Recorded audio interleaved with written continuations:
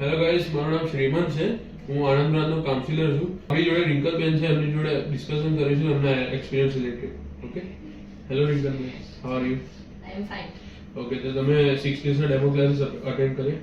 હા, મેં અહીંયા 6 ડેઝના ડેમો ક્લાસીસ એટેન્ડ કર્યા છે, જેમાં 4 ટાસ્ક વિશે મને ડીપલી સમજાવવામાં આવ્યું હતું. એવરી ડે સિંગલ ટાસ્ક પર સમજાવવામાં આવ્યું અને આફ્ટર 6 ડેઝ એક્ઝામ લેવામાં આવી હતી અને એના બેઝ પર મને તમારે કયું પેકેજ લેવું એના વિશે સમજાવવામાં આવ્યું. ઓકે, તો તમે ડેમો ક્લાસીસ પછી ઓવરવ્યુ બેચમાં ટ્રાન્સફર થયા હતા? હા, ડેમો ક્લાસીસ પરથી એક વીક પછી ઓવરવ્યુ બેચમાં ટ્રાન્સફર થઈ હતી. ઓકે, તો ઓવરવ્યુ બેચમાં તમને કેવું એજ્યુકેશન પ્રોવાઈડ કરવામાં આવે છે? ઓવરવ્યુ બેચમાં પણ સારું એજ્યુકેશન પ્રોવાઈડ કરવામાં આવ્યું હતું. એમાં મને જે ટાસ્કમાં પ્રોબ્લેમ હતો તે પણ સમજાવવામાં આવતો હતો.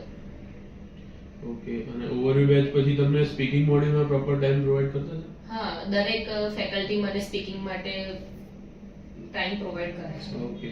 ઇવન અપોઇન્ટમેન્ટ બુક કરીને 1-to-1 સ્પીકિંગ પણ એવરીડે લેવામાં આવતું. ઓકે, તો અપોઇન્ટમેન્ટ અને સ્ટુડન્ટ પોર્ટલ વિશે શું કહેવું છે તમારું?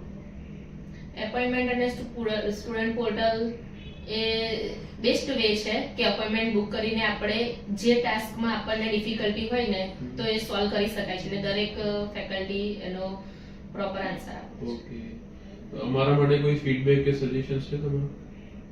ના, હું સેટિસ્ફાઈડ છું, એટલે મારો કોઈ ફીડબેક કે સજેશન. ઓકે, આ હતા રિંકલબેન.